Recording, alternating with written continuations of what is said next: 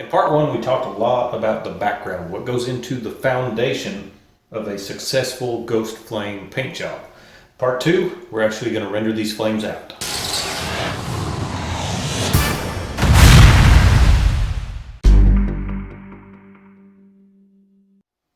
Under normal circumstances, if I'm going to paint a traditional or an old school flame job for a customer or a client, I will always hand tape out the flame links. That's just my own personal opinion. There's nothing wrong with doing it any other way.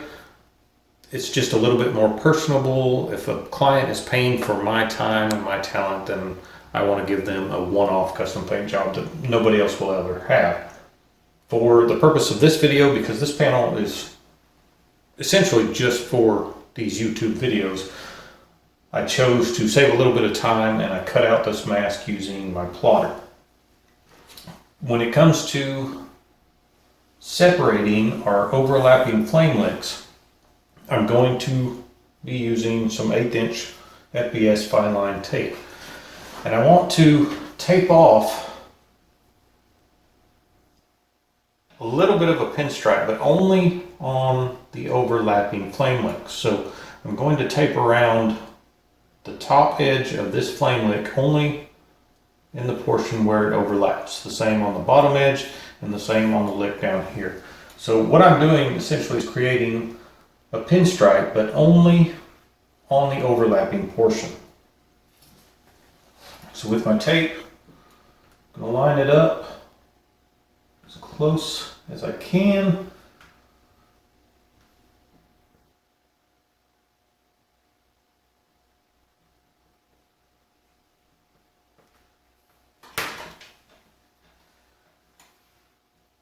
And trim that with a razor blade here in just a minute. That's all there is to it. So again, on the bottom edge and staying on the outside edge of this flame lick, I'm going to come around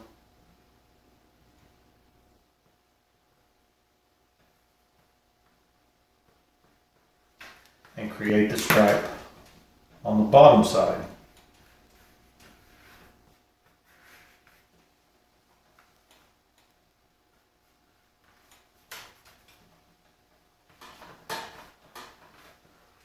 There we go, now we don't need to trim those. Same thing for this flame wick on the bottom.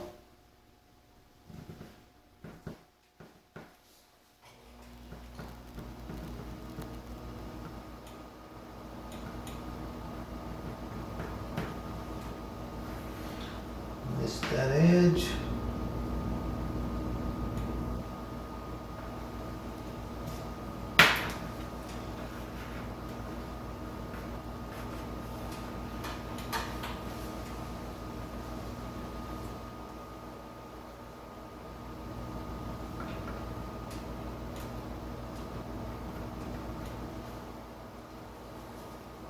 This one with 1/8" tape is pretty much going to cover. There's still a little sliver of it there.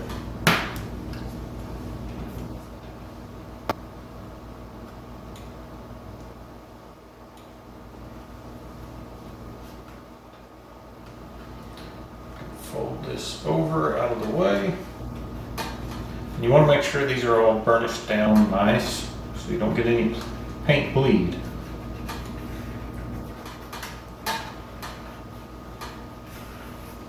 And that's all we need to separate those flame licks. So now when I spray the pearl over all of this, when I peel this tape back, what's underneath the tape will still be the same base coat that we're working off of, and that will give enough separation with the flame licks when you see them, when they're visible,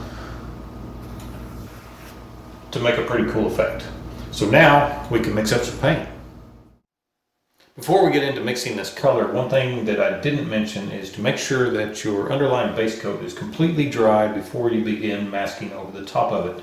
If I'm not in a rush, I prefer to wait at least overnight in most cases.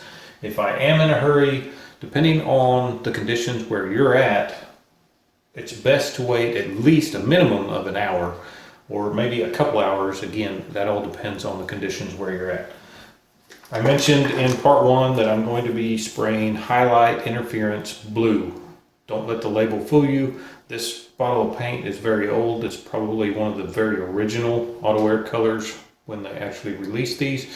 But if you can see this, it is Hi-Lite Blue.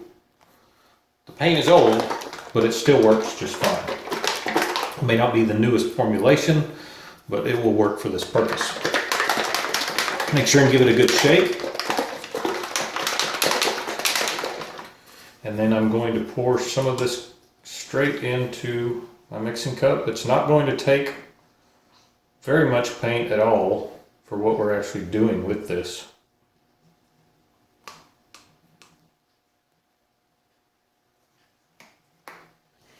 And then I am going to add just a little bit of the 40-40 Balancing Clear. Again, it doesn't take very much. I will stir that up for a minute before I add the reducer.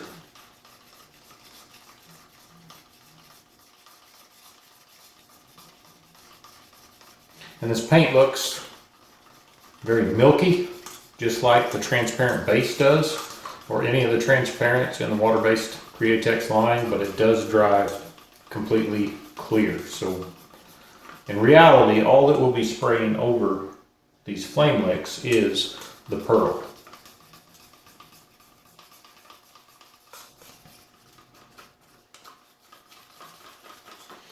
Now I can add 4011 reducer.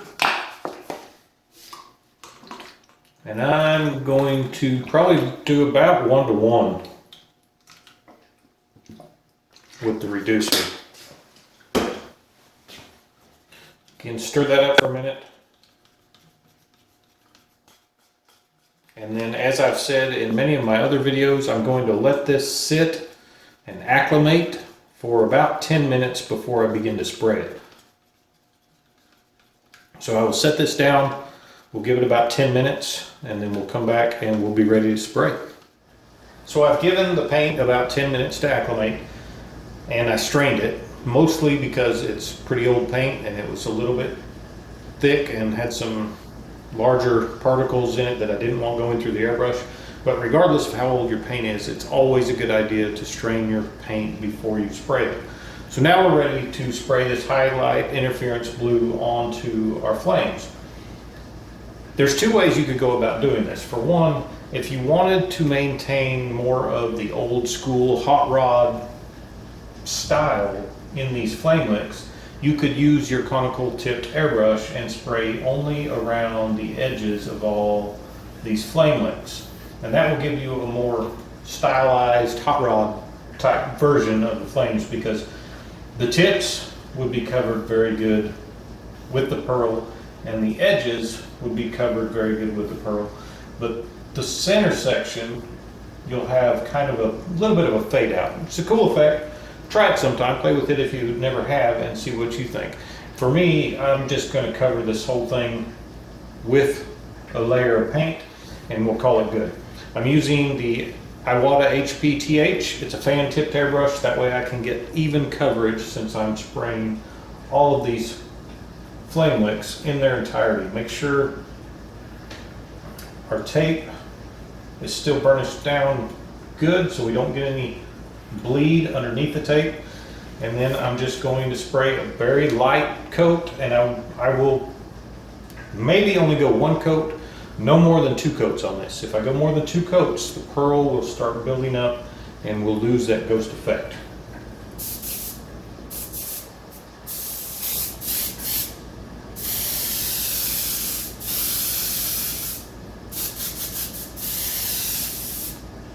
And the pearl is having a little bit of trouble going through this airbrush, which is another reason why I would normally use a minigun for this purpose.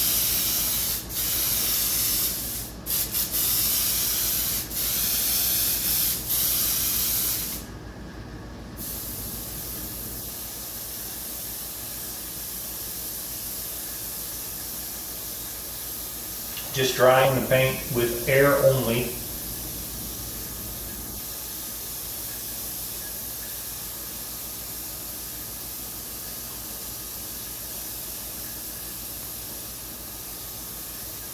Because this airbrush is kind of spitting, I'm going to go ahead and do one more coat. So we'll live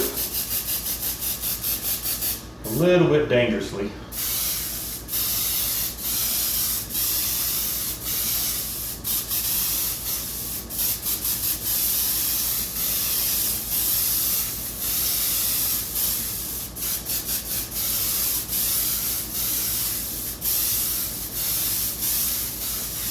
Very light coats though, I'm just dusting the surface.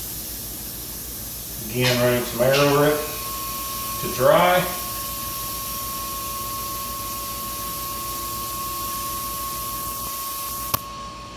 And now I will give this a minimum of an hour to dry before we remove the mask. So this has had about a little over an hour now to dry.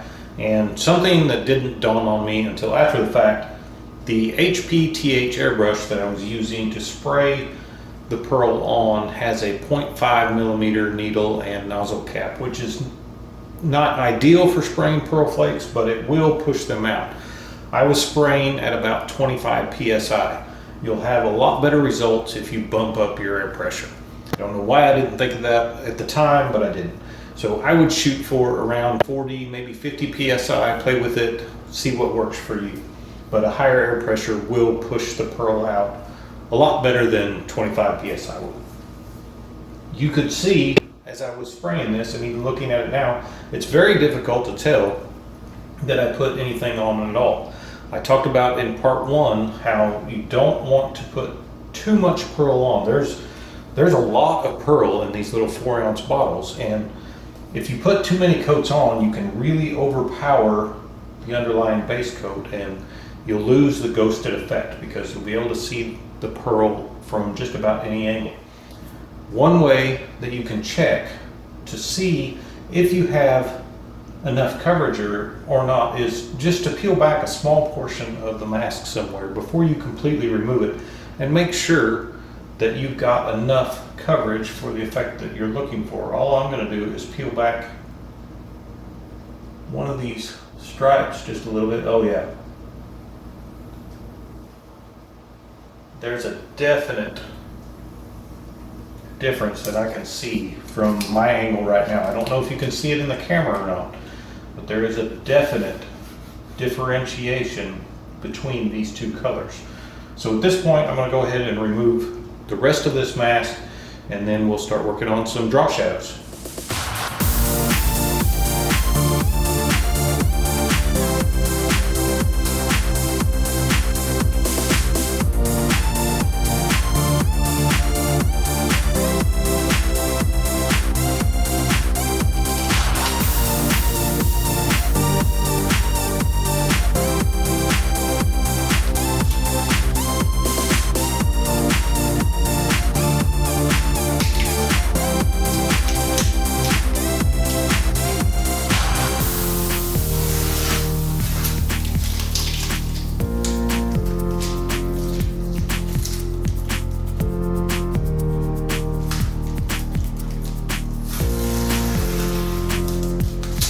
Just going back to, if you didn't have enough product sprayed on, it's always easier to add another coat later if you need to versus trying to remove it.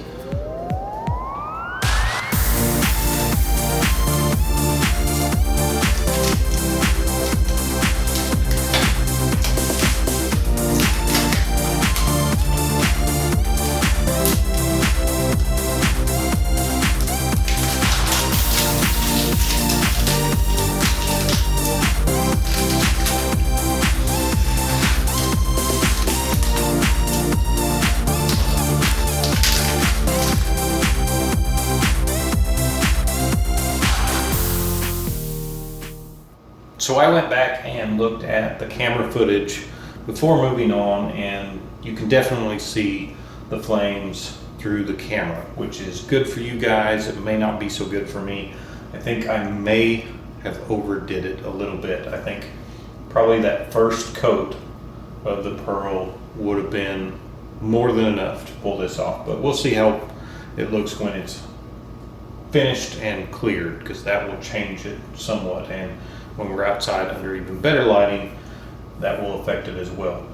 But hopefully you can see, you couldn't see the differentiation between the overlapping flame licks all that well in the camera. I can see them clearly right here. So in the end, when this is finished and you see it outside under the sun with clear coat on it, you'll be able to see that a lot better. As far as the drop shadows goes, traditionally you would mix up either a smoke black or a very transparent black, way over reduced, and come in with the airbrush and put in your drop shadows. I don't want to use black in this case because I'm trying to make a ghosted image. Whether or not I'm going to succeed at that at this point is a little iffy, but I still want to keep it very subtle, even if it's not 100% completely ghosted. So to do that, I don't want to necessarily use black. I want to find a color with a toner that is very close to the Sparklescent Nightmare 2, which I have right here. This color, it looks very blue when you look at the bottle, but it's actually got a violet tint to it. So if I put just a little bit of this color on my finger and put it on this piece of paper, you can see there's some violet in there. Grab a paper towel. So I want to find a color that is close to that I could use for the drop shadow, but just maybe a hint darker. I think what will probably work is, this is Wicked Detail Blue Violet, which means it's more on the blue side, but it has some violet in it. So if I do the same thing with this color,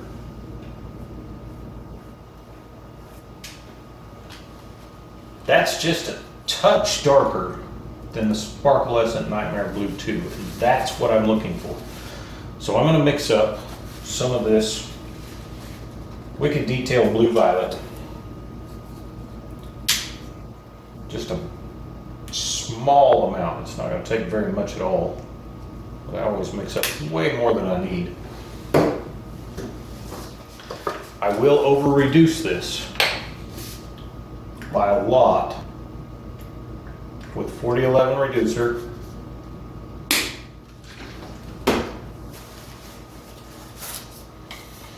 Stir that up just a little bit.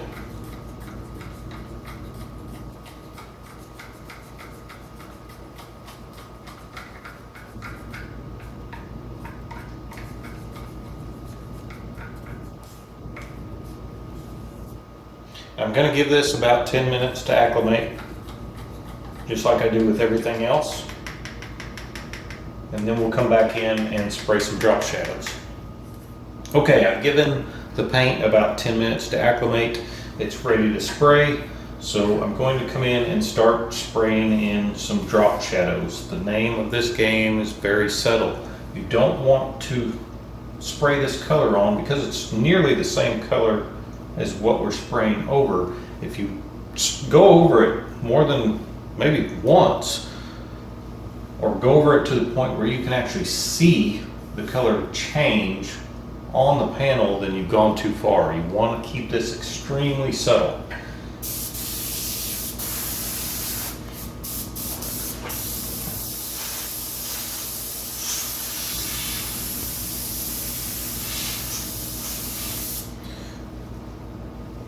Just barely.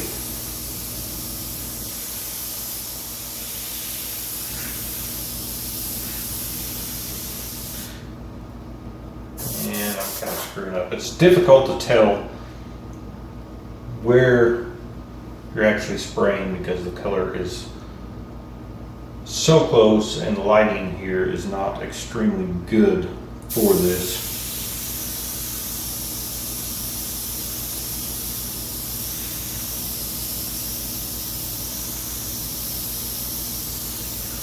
I'm just barely going over.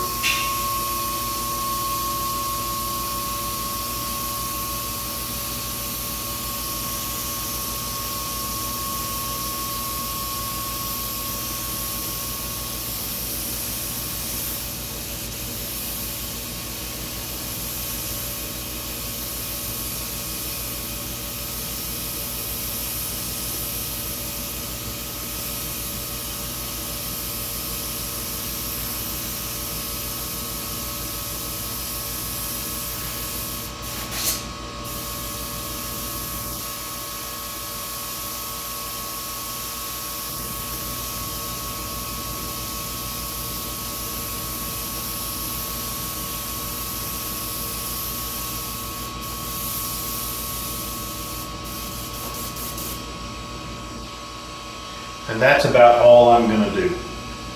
Which, again, you may not be able to see this on camera at all, but trust me, once it's cleared and it's out in the light, you will be able to see it, including the places where I actually screwed up and sprayed over the flame lick. So I'll take this out to the shop, put some clear coat on it, and then hopefully, it's raining outside right now, but hopefully I'll get a good sunshiny day so that I can show you guys the finished product with the clear on it. So the panel has been cleared, and I am continuing my tradition as far as the weather is concerned when it comes to showing you guys the finished product. Right now it is extremely overcast outside. There is rain in the forecast for the next several days. I can't catch a break when it comes to showing you guys a cleared panel out underneath the sun. I tried the best I could to get some good footage in the studio, but with the reflection from the clear coat and the studio lights, it's just not ideal, but it is what it is. I did the best I could. Hopefully you can see the differentiation between the flame licks that are overlapping each other by using just the 1/8 inch strip of tape. I think that turned out great. As far as the drop shadows goes, they are extremely subtle. I can barely see it from this angle. I know you can't see it in the camera. The only way I could get the camera to pick it up was to use a flashlight. You'll have to have very good lighting. It needs to be outside under the sun in order to see the drop shadows. In reality, I could have gone a touch darker with the drop shadows and been okay.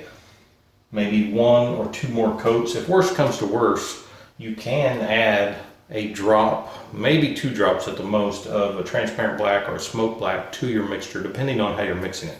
That's if you're mixing it directly in the airbrush cup, just to darken that up just a touch. But again, you don't want to go too far or you'll lose the ghost flame, the ghost effect of the flames. Overall, I'm relatively happy with how this one turned out. This color is actually, it brightens up a lot under good lighting from a direct view. On the side cast view, it goes very, very dark, and you have to be at a pretty extreme angle to really lose the flames, and it's hard to tell in this footage, I know, because of all the reflections, but I would like for that angle not to be quite as extreme. This is the first time that I had ever tried to use the Hi-Lite interference colors for ghost flames. I've used the chameleon flare tints in the past with really good success. There's one that's flips from a violet to a nothing that I think would have been perfect for this application, but I've used it in the past and I wanted to try something new. That's what a test panel is all about. It's trying something new. Or, you know, I've done thousands of test panels over the years, and it's not always just for a client. Sometimes I'll do a test panel just so I can make sure what I'm seeing or thinking in my head is going to turn out the way that I want it to. So I know the Hi-Lite interference colors will work. I think probably leaving that second coat out would have been a little bit better in the end, but overall I'm happy with how it turned out. Once again, I'll leave links in the description below with all the products that I used in this video. I am an Amazon affiliate. If you choose to purchase any of these products and you use those links, you are helping to support the channel, and I appreciate that very much. I hope you guys got something out of this. If you did, remember to like, subscribe, and share. I'm Trevor with Wicked Art Studio. I'll see you guys next time.